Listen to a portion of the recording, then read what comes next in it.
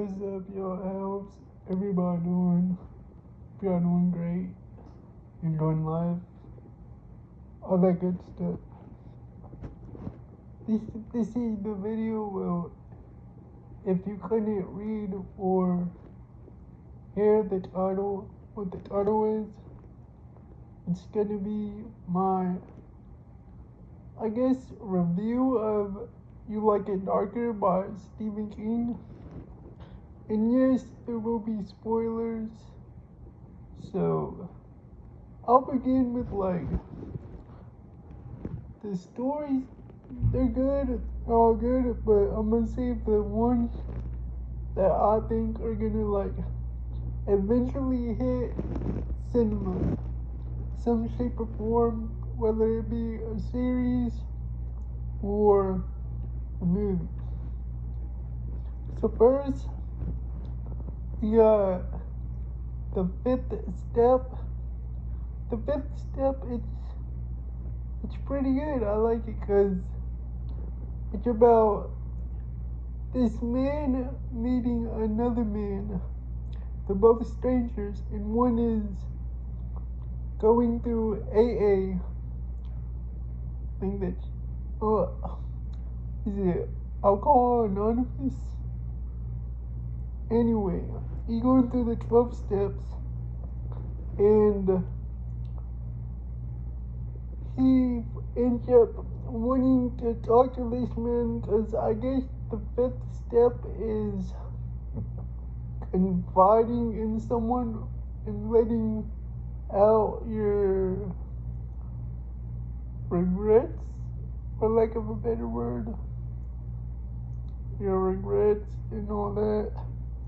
So eventually the man is like, okay, I'll sit here and talk to you for a little bit. I think he was on a lunch break. He was doing something. He really didn't want to talk. So he's like, okay. And they're talking about all you done. Yada yada. He finally got to AA. He was talking about how he got in a fight with this one kid in school. And then, was he married? Well, his significant other, I won't say his wife, but they were together. They got in this big fight. And he said he left. But then, afterwards, eventually, once the guy's like, come on, hurry up, hurry. Well, he didn't say that, but he's basically like, come on, I'm trying to go. I got nothing to be. He was like, well, I didn't care that guy died upon in school. And did he say he left? Or I think he did say he left. But when he went back to the story about with his significant other, he said, I didn't leave. He basically admitted to a DV. And then the guy's like, whoa, this right here, it's, I'm forgetting the word, a plot twist. And you're like, oh, he's like, okay. And then eventually he finishes telling him all this stuff, and he's like, thank you, and then yada yada for listening, yada yada. And then he just says one more thing, he's like, I do have a problem, I forgot if he said violence, murder, it's one relating to that. And he stabs the guy with the ice pick. And he says, what's funny is he mentioned that other guy, in the 12-step program, he had a mentor. And the mentor would make him pray and all that. And he brought that up at the end. He's like, I'll pray for you tonight. Like, what? You stabbed me, leaving me to die. And as you're leaving, you're like, I'll pray, you'll be in my prayers tonight. Like, no. Who are you praying to? That's the bigger question. Who are you praying to? Ares, Mars, the god of war. Oh, but then, alright, that was the fifth step. Then we got Flynn. For some reason, with Flynn, I got a deja vu moment. Cause I'm listening, of course I'm listening to it on audiobook because I can't see, but oh no, I had a deja vu moment. Like, I guess some of it might have been used in other stories. Cause, alright, let me get into it. With Flynn, it's based off this guy who has nothing but bad luck. He broke his arms hanging on the monkey bars. He, then something, I forgot all the other stuff. I know one of the other major things was he got struck by lightning. And, like, he's always like, why me? And then he, like, Chatty's grandma said, for every bit of good luck, for every bad amount of bad luck, you get good luck from God, or something like that. I forgot exactly how it went. But, so, he's going to his girl's house, they're chilling, yada yada, then he's walking back home. This guy runs into him, it's dressed exactly like him, runs to him, knocks him down. The other guy keeps running. He gets up, Flynn gets up, and then starts walking to where he was going again. But then a man pulls up quick, kidnaps him, puts him in the car. Whoa, that's kidnapping. Kidnaps him, like I said, and takes him to the place. He gets tortured and all this. They keep asking him questions, thinking he's the other guy. He, only has one little, I think it was a school ID or something of that nature. And he showed him, and, he was saying his name was spelled wrong, last name, they spell it wrong sometimes. The boss of the group is an old man. He joking with them all that, he acting like he don't believe him, he wants more information. So, then eventually, he starts asking about plans, bomb plans, where's all these plans and the yada yada. Of course he don't know, cause he ain't the right guy. He's like, if you tell me, you can have some food. And then eventually, he gets to the point where he can have some breakfast after maybe a day or two. And, I don't know at what time it was when he got in or left. Of course he didn't know, they were going to put a clock in there. And the side partners, once he goes to get something to eat, they turn him away from the food, and then they go on their little mission to release him. And they're like, it was funny, he's like, are you gonna kill me now? He's like, if I wanted you dead, I wouldn't let you eat the food. I think he said the mushrooms were poisonous. So, then he finally gets let out and he gets money. They give him some money when they release him. And, the deja vu part. Real quick, when they released him, he remembered what his grandma said, for every bad luck, God will give you good luck. I think it was double, or it was basically, you'll get bad luck. You'll get good luck for every bad luck you get. But the deja vu part was when they talked about Elvis having a twin brother, and Elvis, gobbled them up, I guess, or consumed them, or eliminated them in the room. And I forgot the name. It was the guy came up with some nicknames. It was either Elvis the Pelvis or dang, I forgot. I think Elvis was Elvis. And the brother had a name. And that reminded me of a story I heard when they were breaking, either heard it or read it. They broke into Elvis's house looking for something valuable, or what they thought. But what was valuable to them? Because I forgot what it was. But yeah, eventually he got let go, he got out, and yeah, the old man was obsessed with the story of Elvis, but they revealed he was drunk when he started talking about all that. So, it ends with him being free.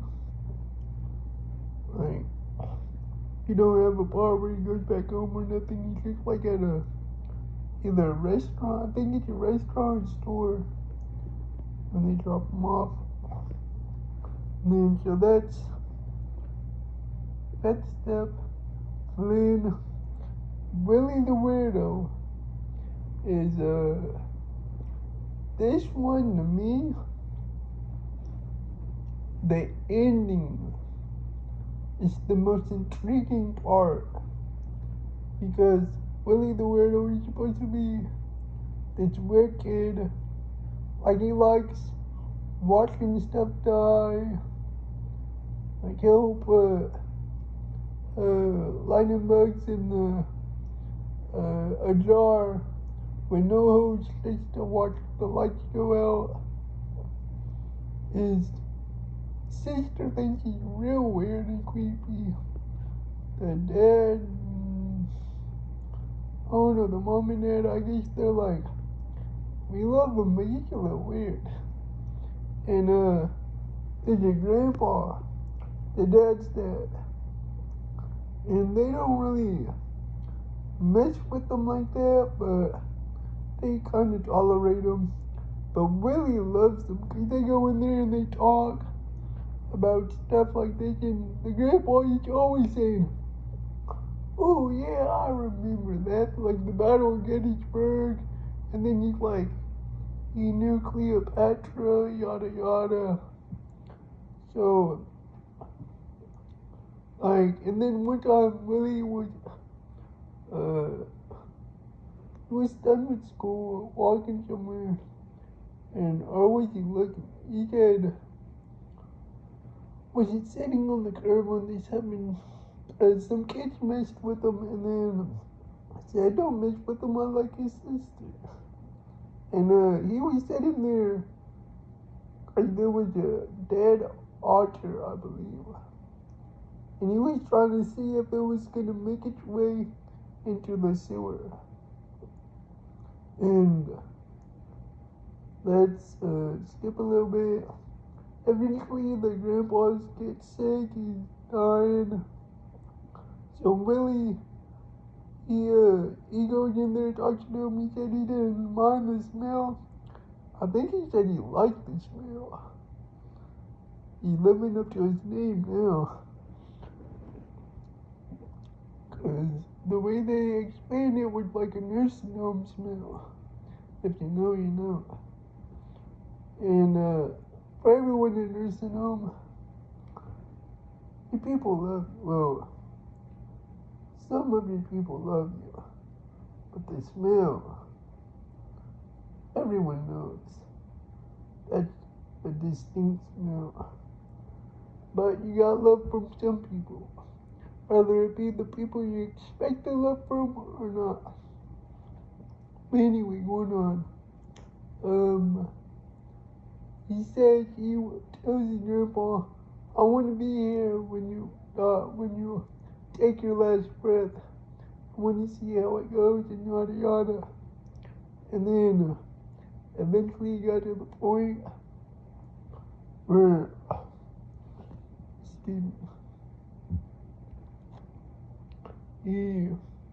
they were talking about it. Oh, I gotta mention this. The grandpa had a thing where he put his finger like where the nose is and just slid up, like itching the nose almost, but not really. And so they were talking, and he's like, the grandpa's like, since you like death so much, why don't you experience it? And then he starts, like, cause he told him, let me tell you whispers. Can't hear you tell me. You was telling him something. You was telling the grand Willie something. He had to lean closer. Willie had to lean closer because he was doing something like soft worded with it. And then that's when he told him, if you like that so much, experience it. And he started stroking him. And then the scene goes to the mother outside crying, saying, I can't do this anymore. I can't do this anymore. We have to send him to a nursing home or something. Basically talking about she can't put up with the responsibilities of the grandpa being there and having to clean for him and take care of him, yada yada.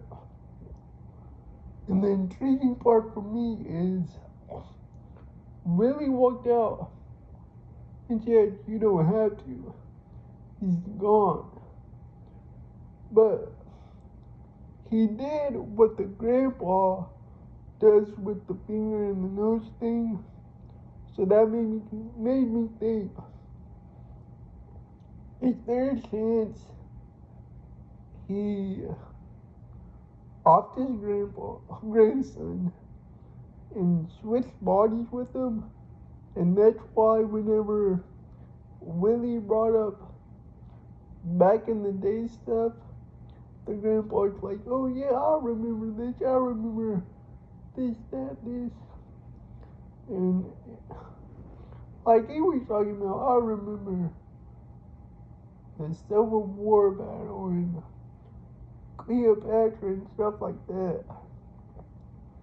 You would like have detailed stories. Like, come on now, bro. You really, really believe in this? He said he didn't. But after things ended the way it ended, it made me think maybe he was around. And this is how he got around from century to century. So I got fifth step, Flynn, Willie, Laurie is one. This guy, he's divorced. He really don't do nothing much. And his sister comes over and brings a puppy. He don't really want the puppy. But then, like, the puppy is all quiet and chill. He comes sniffs him and all that.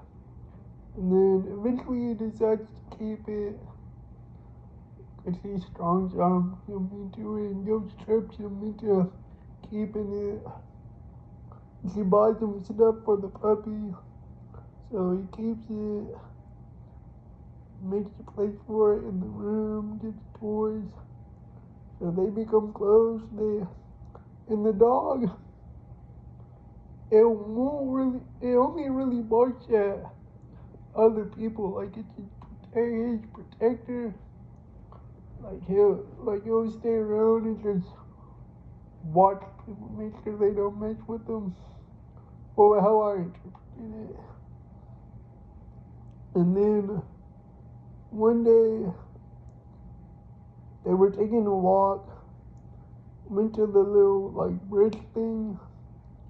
Not a bridge, what? Like a dock, almost.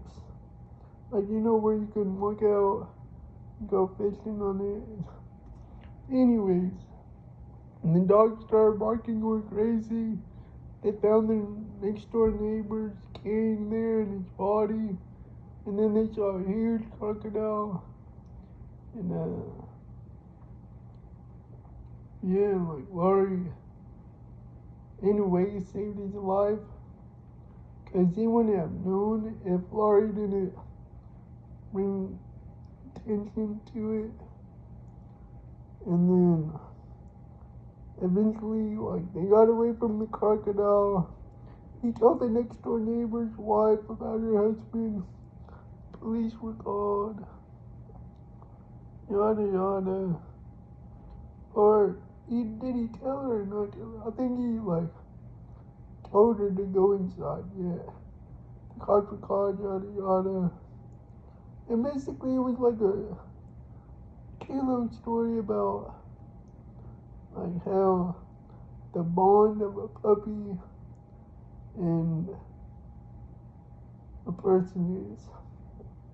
I think I forgot how old she was when the crocodile situation happened, but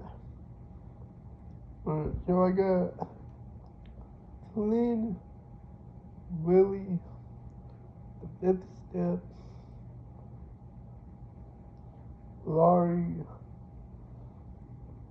Red Room is interesting. Red Room, no, Red Screen. Why do I call it Red Room?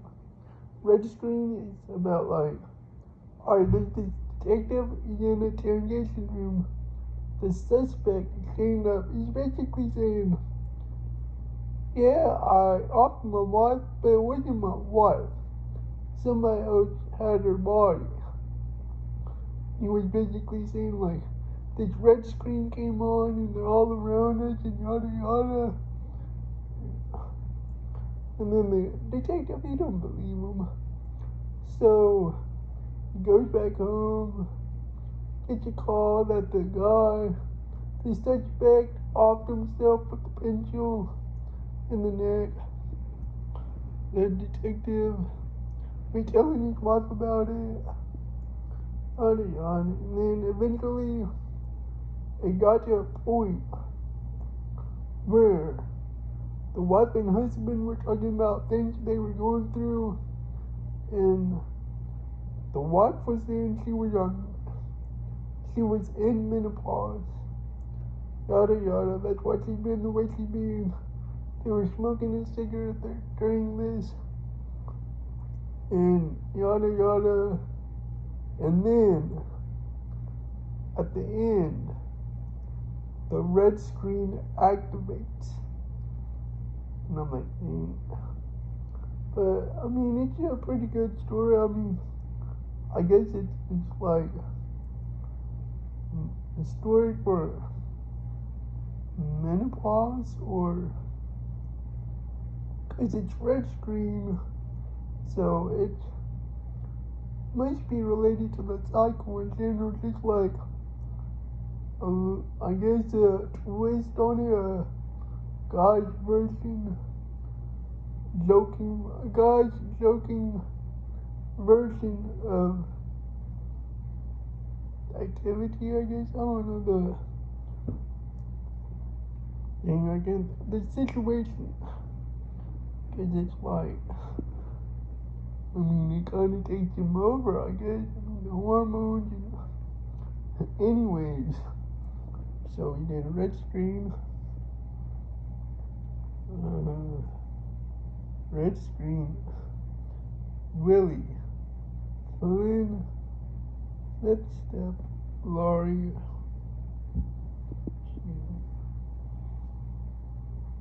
Sliding Road. I forgot if it was called Sliding Road or Sliding Hotel. But Sliding, I think it might have been Sliding Road. Hotel. But anyways, a family's going on a trip. The grandpa wants to go see his sister who's sick. I think she has cancer. So he's taking stuff down there. Went to see her, and then the dad don't really want to go. I don't know if the wife really want to go. The kids, they chilling, they cool. They like Grandpa because he's funny. And the dad's he's like grumpy and stuck up. The wife, oh no, she out here having fantasies about other men. And but the dad just wants to go away. He's like, man, I need a vacation from him. So eventually they get to the place, well, close to it. They get to Slide-In Hotel, yeah. And they took the grandpa's car, and some stuff happened. They drove where they weren't supposed to drive because it wasn't good for the car. So the kids run out to see the hotel. They see two men, and the son sees a dead body, and he's shook after that. He's a little kid, so he's shook after that, and he suspects the two men did it. The sister don't know though. They split up for a little bit, and then eventually she came back with the two men. That's when he put two and two together and was shook. I think she was older than him though. And they walked down. The guys walked with them to the parents and made up this story about needing help. So they helped the family with the car, and then pulled out the gun, took people's wallets, and the dad says, the way he was acting, you thought he would have at least been able to defend his family. The dad wasn't doing nothing. He was scared. Eventually, they got to a point where the grandpa's like, I got this valuable bat signed by, I forgot who. So, first it was money, I think. And then, I forget, it wasn't money. Or he said he had something in the bag. They let him go to the bag to get it so they could take it. And then he brought out the bat, talked about the bat, he got a signature, and he used the bat to hit one of them. The guy let up a shot, the grandson got the arm, yada yada. Even after all this, the son, the grandpa's son, he didn't do nothing. He was just shook. And I was really disappointed in that guy. So eventually, they got brought down, the grandpa and the grandson a little bit. He had a part in it, more than the dad did. But the grandson and the granddad took him down. Eventually, they got back in the car, and the son, the grandpa's son, had the nerve. His dad had, I forgot what age, but he was at least in the 70s or older. Had a hurt back from swinging that bat. Threw out his back, barely got up in the car. His son, had the nerve in the driver's seat to say, it's all your fault. And then he just started driving and all this until his wife was saying, shut up. And that's the moment I'm gonna throw out theory, like the book, the little story in it like that. But I want to throw out theory that after that day, their marriage either ended or was never the same. But 100% she never looked at that guy the same again. She was already fantasizing about other men. But after that, And oh no, and he was a disappointment to her dad. I think the dad slapped him. And then I bet when the grandson, I bet when he grew up, he's like, you disappointed me back then, Dad. But anyway, alright, I did Red Screen, Flynn at the step, Willie, and what else I did? Laurie, and sliding, right at the step, Willie, Flynn, Laurie, bedroom, sliding. Alright, that was there's 12 in total. So now we're going to the second half, which is where these are the cinematic bounds. Alright, if they do like a series, they could include all stories. But these 6 I'm about to say, I think they're definitely up there. We'll start with 2 light ones. We'll go Turbulence Expert. Basically, it's about how, this one don't really need that much explaining. Basically, a guy works for a company where, I guess, you save people on a plane by going on plane rides that are for sure going through turbulence, but the passengers are told they're not gonna expect it because it's gonna be clear skies and yada yada. But you have to be terrified for your life, and then you get paid a lot of money for that. And then the guy basically recruits a new. Oh yeah, you can't leave or quit the company until you find a replacement, I believe. So he finds a replacement that was on the ride with them, and yeah, that's basically the summary of it.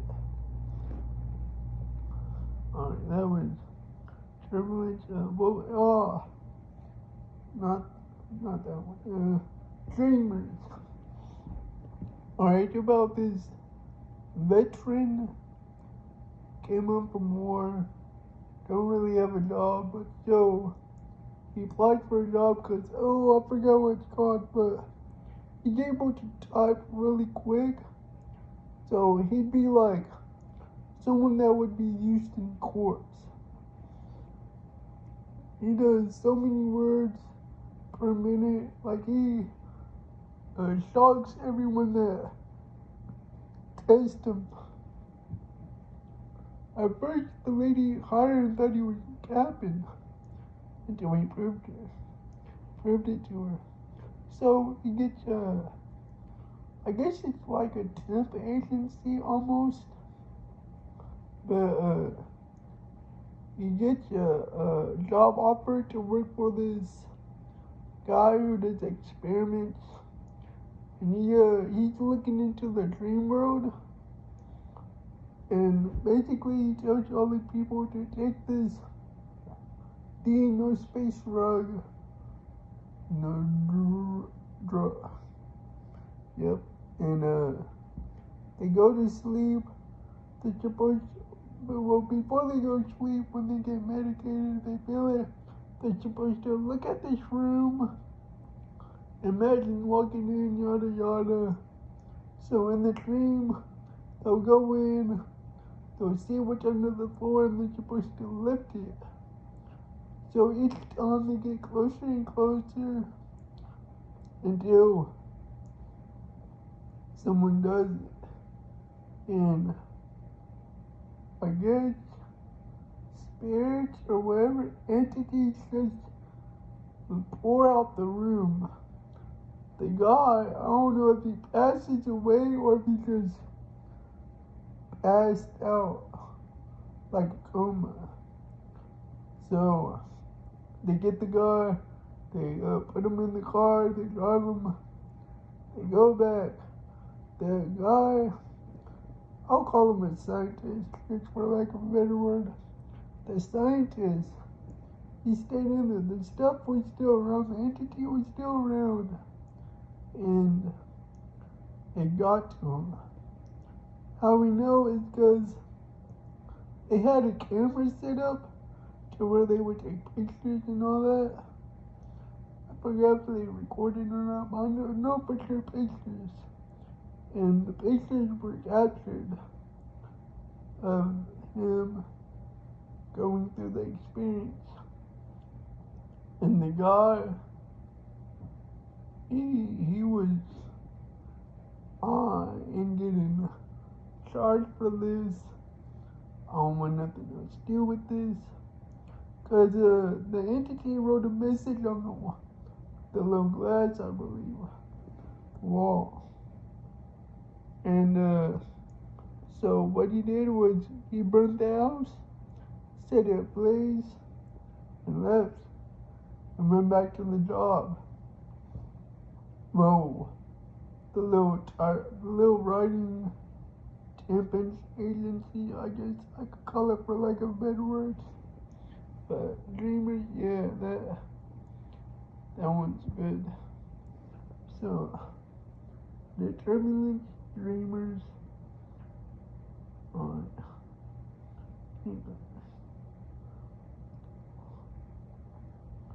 Oh yeah, alright. We'll do Answer Man. Answer Man is about this guy. He wanted to be a lawyer in a city where it's not popping. He got a girl, he wants to be her husband one day. One day he's driving and he sees the sign about the Answer Man. He don't believe it. He stopped at it, and then he sees, I think it was 2 miles and then 1 mile, and then the Answer Man right here. So eventually he goes to Answer Man, pulls over X amount per 3 minutes, I think it was.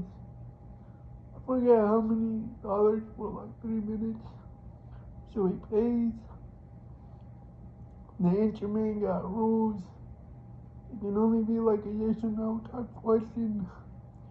So he asks him questions to test him. And he knows it, like his mom's maiden name and all that. So he asks him about, will I start a lawyer firm and be successful? He said yes. He said, well, my wife's dad, like, warm up to me, basically, like, yeah, it'll take some time. You'll get married, but it'll take some time for him to warm up. The next one was, my dad thinks there'll be a war. Will there be? He said yes. He said, will I be in it? He said yes. Will I get hurt or die? And he said no. Yeah, I think he was gonna ask another one, but ran out. So he does all that. He gets the lawyer firm, gets married, goes to the war, survives, comes back. He's a war hero, and his girl and his child was born while he was over there. So eventually he sees the Answer Man again, and one of the major things was about his son. Well, his son plays sports. He said professional, no. College, no. School, no. And he was about to ask him, will something happen to him? But time ran out. And eventually it came to a point where the child started up like bleeding through the nose, and then when it stopped, his friends had to go back home. And I forgot what he had, but he passed away from it. The mom, she was so depressed, she said, lean on alcohol. And eventually she passed, and eventually his father-in-law passed. But he kept doing great at the lawyer firm. He kept growing and growing. And eventually he saw the answer man one last time. And I think he was asking about one of the major things he was asking about the afterlife. And then but that time it was free. The second time once he ran out of time, he tried paying again, and the price changed to the amount he didn't have. But third one was free. I guess he knew he was passing away, and yeah, he just passed away. Like, I think the third time he was talking to a dog that wasn't there in the car on the way there. Driving slow and all that. But yeah, the Answer Man, I like that one. I think that could be a cinematic, maybe a little series, maybe a movie. Most likely a movie. And so I did Turbulence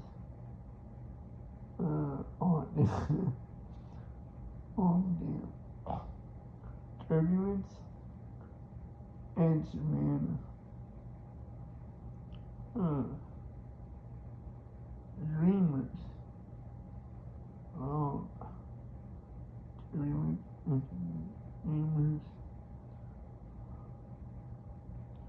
Oh, I feel like I'm missing one. The Dreamers, the Dreamers, and Man. Oh my, I'm definitely forgetting something. Yeah, I am. I now remember. Alright. Turbulence, Instruments, Dreamers. Now we'll do,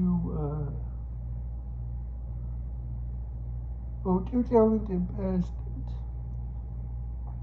Alright, and basically, there's a son that helps his dad at the house, and, the dad's a well-known author, and his friend was a well-known artist, I think mainly a painter. And this lady wants to interview him, but I guess this interview was different because what she wanted to know. For a second, the dad hesitated. He said no and gave him the same old answer when he tells him no. But she was persistent. So she would go to the town, talk to the local people. She talked to the son, but off the record. And then eventually she got an interview from the dad. And there was one answer he didn't answer truthfully because, and then I gotta go back because when the son was in college, he got a call from his mom saying, your dad and, I forgot his best friend's name, but your dad and your uncle came back from the woods, from like the little spot, the little cabin, and they looked like they seen a ghost. But no one could get an answer out of them, except they got lost. And the mom didn't believe it. She's like, they know that place like the back of their hand. So eventually, Grandpa, the dad, he walks out, he's tending to the garden, his wife's garden, and I guess his back goes out. But can't stand no more. He falls. Sean tries to help him. They both fall. So the dad's in the hospital. Yada yada. He eventually agrees to surgery. And then he tells the son, if surgery don't work out, here's the key. And you'll find the answer. So eventually the dad passes away. The son gets the key, goes to the room, and he finds all this paperwork about aliens. And that's when we find out the truth about what happened to him, well, his dad, and I still can't remember his dad and his uncle. What happened was, they went out for the cabin, for the little trip at the cabin, as they usually do since they were young. I mean, ever since they were young. This time, one night they saw a ship. The next night, they saw a body laying on the bridge. And, but this body was irregular. It was I think they said the skin felt like, almost like mud, and it tasted plasticky. Damn, the word plasticky, I mean, and they tried to give her a CPR, mouth to mouth, but it didn't work. And then they got the insulin pen and got her, and they took her back to the house, and I don't know where a bright light happened. They passed out, woke back up, the girl was gone, a guy was there, and he was telling them about how they're from different places. They saved her life, and their race where they see Earth has like about maybe 100 years left. I forgot what number he said. But he said they go to like places like garage sales and get souvenirs from Earth. And like one he got one from Judge Judy, but he said her name wrong. And he gave him a gift. He said, since you saved your life with breath, you'll use breath to open this. It's like a case, I think, like a suitcase, I believe. So then he left, and eventually they tried it. They breathed on it like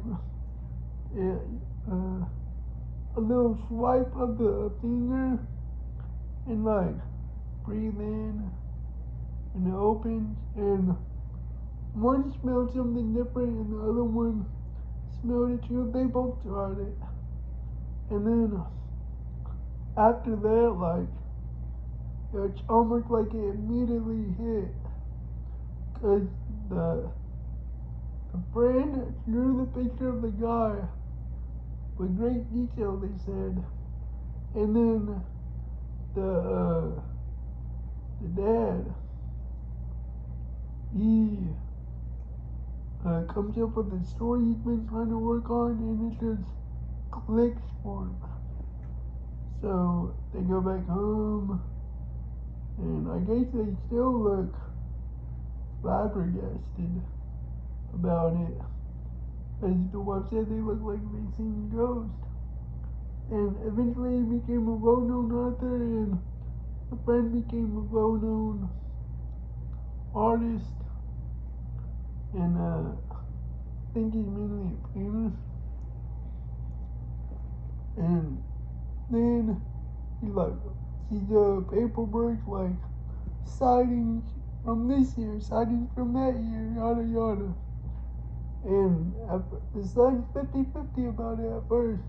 So then he goes to the cabin, he drives down there, finds it, tries to open it, and it don't open. So, yeah, he was close. I think he said he wanted to play the guitar or piano. It was one of these dreams, but maybe in another life. So, um, after what I should say, Two Talented Bastards. Oh, these last two are 100%. I'm gonna say this right now, 100% guaranteed to have some type of cinematic presence. First one, Danny Kaufman's Bad Dream. This is good. So, it's about this guy. He has a dream. He goes to a gas station he's never been to. He sees a dog chewing at a dead body, a female's body. So then, like the dream was so real to him, he was sweating when he woke up, all that. He looked it up on the internet, drove to the place, and found the body was there. Not only was the body there, the dog was there. The dog from the dream was there.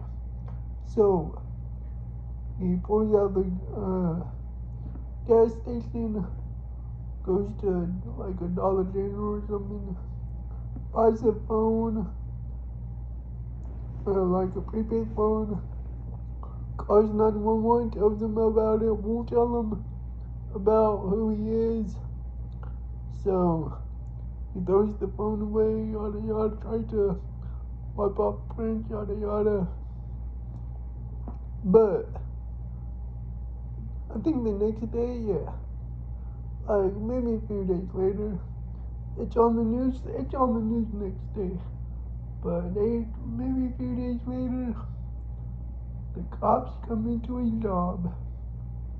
He's a custodian, and they talk to him. And one is like it's almost like good cop, bad cop, in a way. Telling them about the dream, and they don't believe him. So, and, like he just didn't want to be known, because they did record the call and played it on the news. You know this man, yada yada yada. So, eventually, they're talking. He's like, this cop that pretended to be nice, there's something about him. So fast forward, the female cop is just like the partner, and then the guy cop, he's like the OG in the game. He got multiple years of achievement and all this, but he's obsessed, and he thinks in his mind 100% Danny Kaufman is guilty. So he hounds him, releases information that he's not supposed to, like about him being involved in the case, about the dream, and he's just like, bro, it messes up his relationship he has with his neighbor. The other neighbors start to hate him. He gets fired from his job. And bro, he gotta move. Like, bro, they get to a point where like the neighbors are like, you gotta move out of here. And he keeps telling them, I'm gonna get you a lawyer. But he's like, oh, you're hounding me, the real killer's out there. And he's probably getting someone else. The guy cops, he got arithmophobia. I said that wrong. You don't have arithmophobia. He got arithmomania. So he's always saying random numbers and counting to ease himself. Like he'll set up 3, 4 chairs and he'll go back and forth counting the steps between them and all that.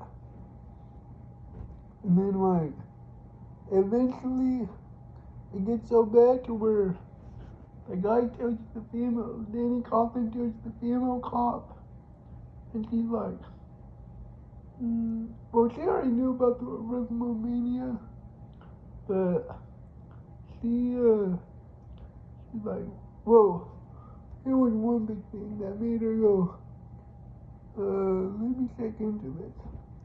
When he released his name to the public, and also whenever the cop planted drugs on Danny Kaufman's car when he came to see him and show him the picture of the lady who got, well, the little girl who got offed, who showed her family being sad and all that, gave him the newspaper to look at, 'cause he believes him to be the killer, so he wants him to admit it and feel bad for it. And then he finds the drugs, put him up, a cop pulls him over, looks to the car and all that, says he was Berlin, and he says he thought like for a while for this that's not there, and he gets irritated and like, just be careful on the road. And it was also funny. First he asked him, would you take a breathalyzer? He said yes. He said, no, forget that, you got any drugs in the car? And bro, the breathalyzer was just a decoy or something. So eventually it gets to a point where the female's like, alright, let me check.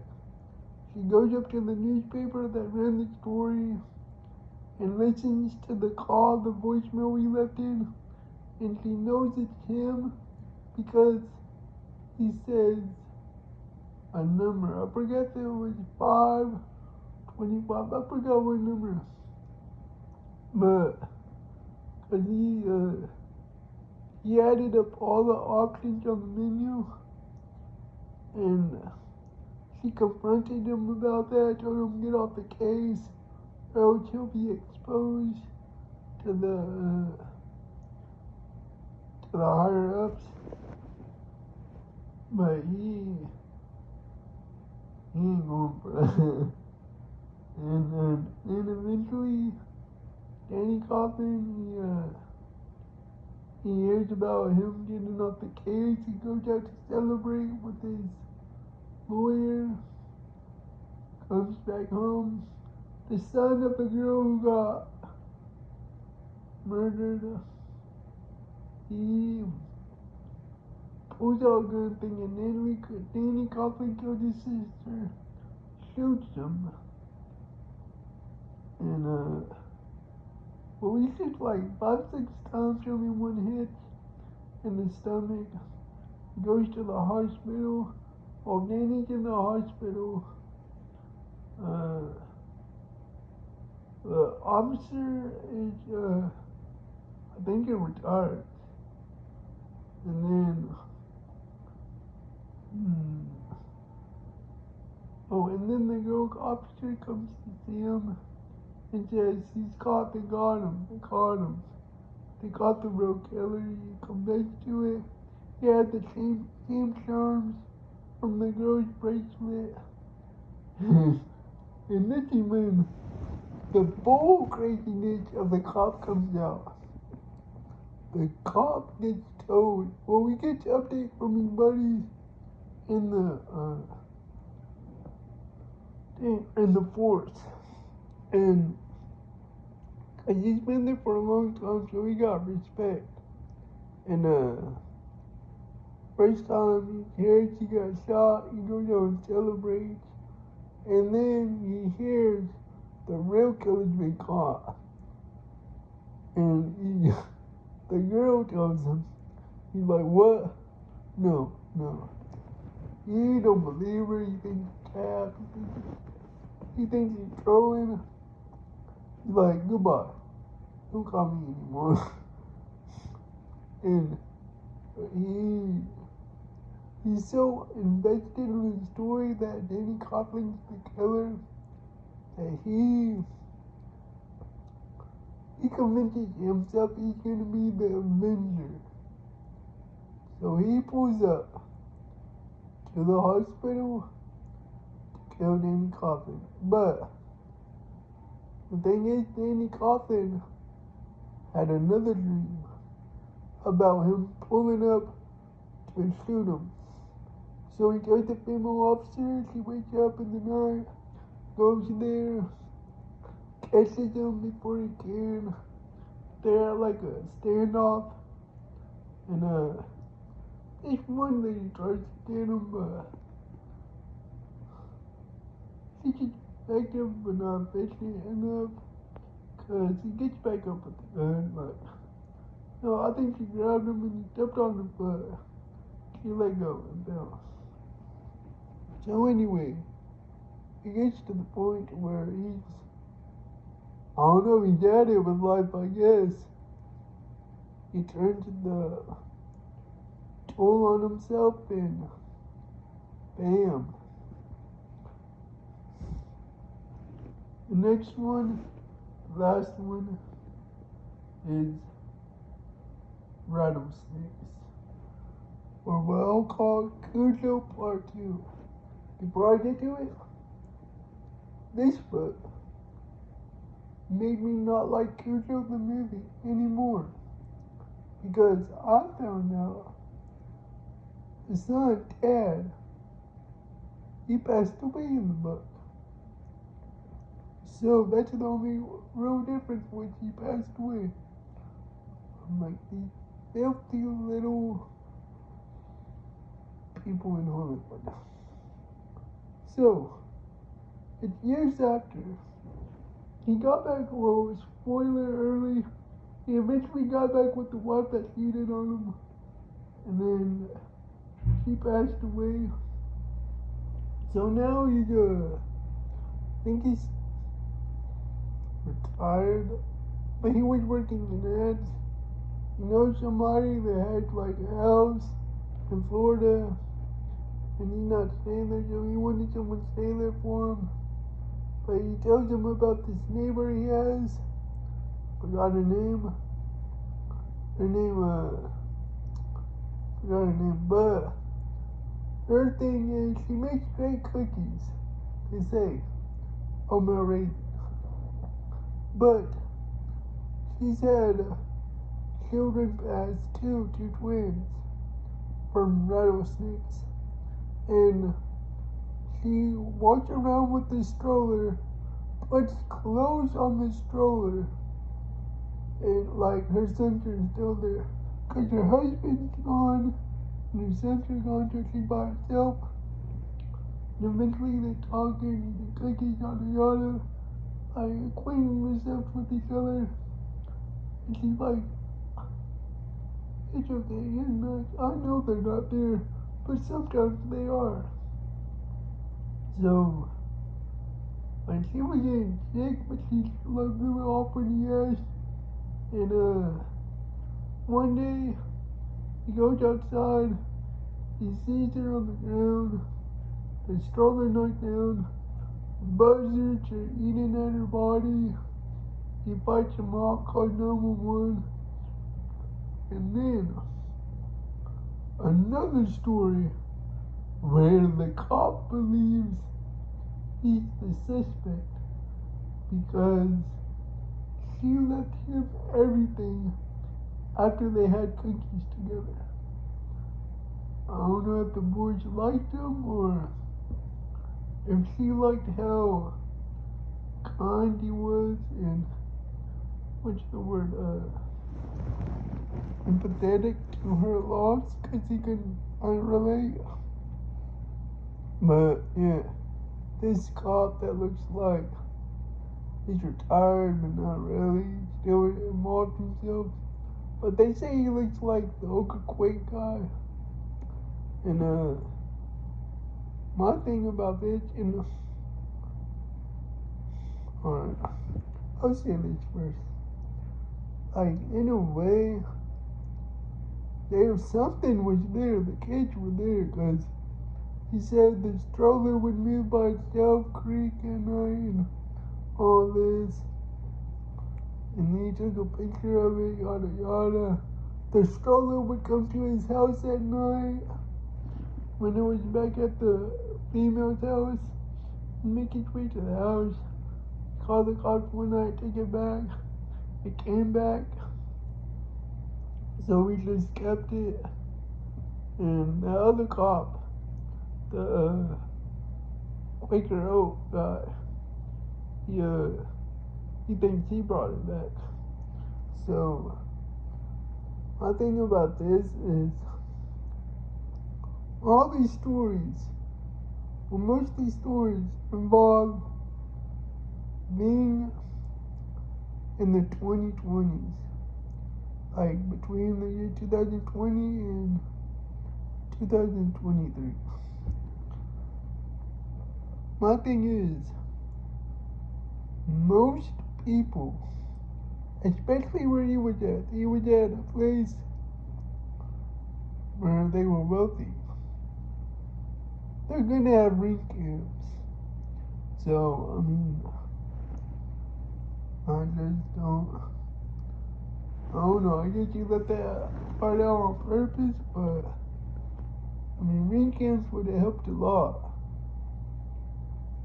And, it's not like this story was in 1973. Anyways, oh yeah, the kids, the original twins, they passed away from rattlesnake bites, and then the whole neighborhood went on like a war against the rattlesnakes, got them out of here. So the guy went back to see it.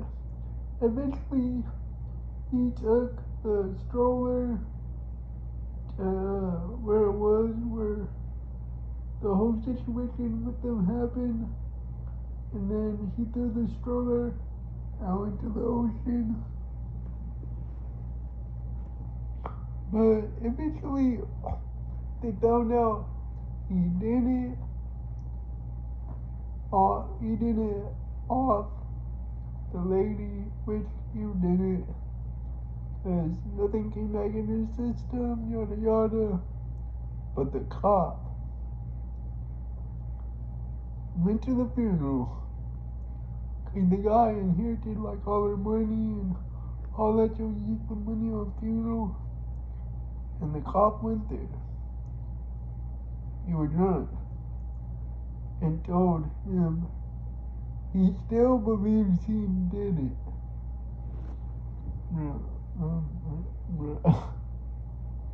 There's two cops in this book that just want to be right no matter what.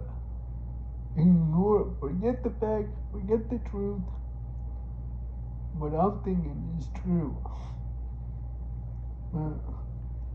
I do believe before there could be a Rattlesnakes movie, though, they would have to remake Cujo and keep in the part where Dad passes away, because it won't fit. It really don't make sense. It won't make sense because the next door neighbor and what was his name? One second. Steve? No, I forgot his name. But the guy, Dad's dad from Cujo, him and the next door neighbor bonded over. Well, they were able to have a connection because he can understand the pain and emotions of losing your child and a significant other as well, because they both lost theirs. Yeah, those. It was a good book. I've read it twice. Oh, listened to it, not read. Anyways, with all that being said, in a little bit, I'm gonna do like a review on my medical marijuana RSO gummies. But and then, well, if you don't care about that video, I just hope you're enjoying life the way you want to enjoy it, living it the way you want to live it, and doing what you need to do and taking care of yourself. With all that being said, I hope your next seconds, minutes, hours, days, evenings, mornings, noons, afternoons, nights, dawns, twilights, this in years, I didn't say months, weeks, months, years, as well as decades, and the rest of your life be more eventful, more merry, more thrilling.